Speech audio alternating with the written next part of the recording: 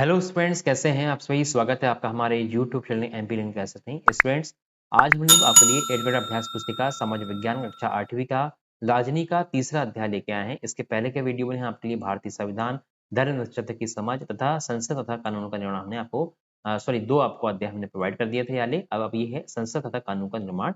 आपका जो 55 नंबर के आपका जो पेज नंबर है इसमें आपको मिल जाएगा। चलिए देखते हैं, इसके क्वेश्चन आंसर्स करते हैं फटाफट। तो देखिए, अध्याय 3 है संसद तथा कानून का निर्माण।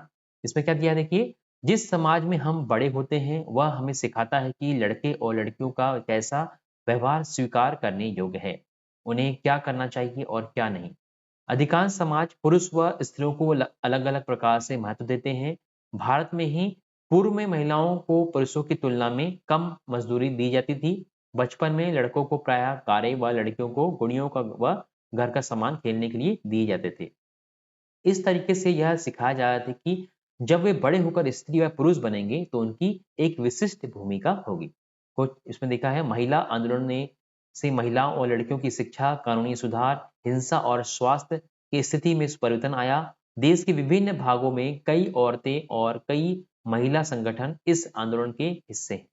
इसमें चेतना जागृत करने, भेदभावों का मुकाबला करने और न्याय हासिल करने के लिए भिन्न भिन्न रणनीतियों का उपयोग किया जाता है।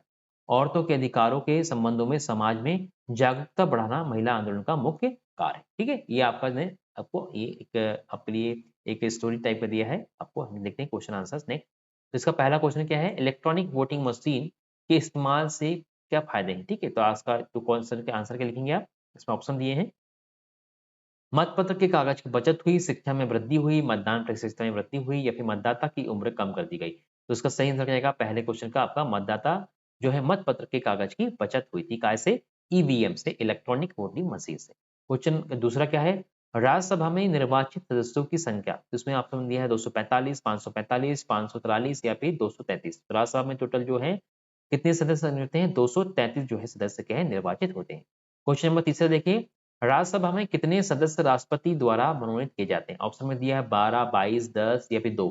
तो क्या जाता है, राज्यसभा में जो है राष्ट्रपति द्वारा 12 जो सदस्य क्या है मनोनीत किए जाते हैं। ठीक है, चलिए क्वेश्चन नंबर 4 क्या है, कोई भी पराधीन देश अपने फैसले स्वयं नहीं ले सकता। इसमें हमें अपने फैसले लेने का अधिकार कब मिला। ठीक है, मतलब पराधीन मतलब किसी और के अधिकार में। जब हमारा देश स्वतंत्र नहीं होता है तो हम अपने फैसले खुद नहीं ले सकते हैं। तो बताना है कि आपको हमको अधिकार ये कब मिला।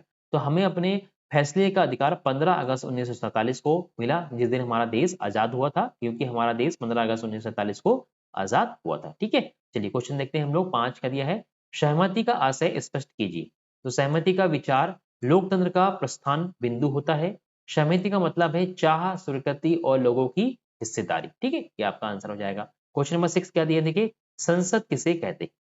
तो संसद के बारे में आपको लिखना है, जनता द्वारा चुने हुए सभी प्रतिनिधियों के समूह को संसद कहा जाता है। ठीक है, जब जनता क्या करती है, जो आपके एमपीस होते हैं, मेंबर ऑफ पार्लियामेंट, मतलब आपके मेंबर ऑफ पार्लियामेंट मतलब जो संसद, ठीक है, जो सांसद बनते हैं, ठीक है, उनको हम जब चुनते हैं तो क्या सबकी जो समूह होता है उसको बोलते हैं संसद कहते हैं। लोग संसद के लिए अपने प्रतिनिधियों का चुनाव करते हैं और यह संसद सरकार का नियंत्रण करती है और मार्गदर्शन करती है। ठीक है, ये आंसर हो जाएगा। चलिए क्वेश्चन देखते हैं हम लोग। 7 का दिया है, राज्यसभा के सभापति कौन होते हैं। तो राज्यसभा के सभापति उपराष्ट्रपति होते हैं। राज्यसभा के सदस्यों की संख्या लगभग कितनी है, 245 है। ठीक है, आपने 233 भी देखा था इसमें, और 245 भी लगभग पूरी होती है, अधिकतम 245 होती है। क्वेश्चन देखते हैं 8, लोकसभा के सदस्यों की संख्या लिखिए, इनकी अध्यक्षता कौन करता है। तो लोकसभा में कितने सदस्य होते हैं आपको बताना है। तो लोकसभा के सदस्यों की लगभग 545 है। इसकी अध्यक्षता लोकसभा अध्यक्ष करता है। ठीक है, कौन करता है, लोकसभा अध्यक्ष करते हैं। क्वेश्चन देखते हैं हम लोग 9 नंबर, राज्यसभा के सदस्यों का चुनाव किसके द्वारा किया जाता है। तो राज्यसभा के सदस्यों का चुनाव विभिन्न राज्यों की विधानसभाओं के निर्वाचित सदस्य करते हैं।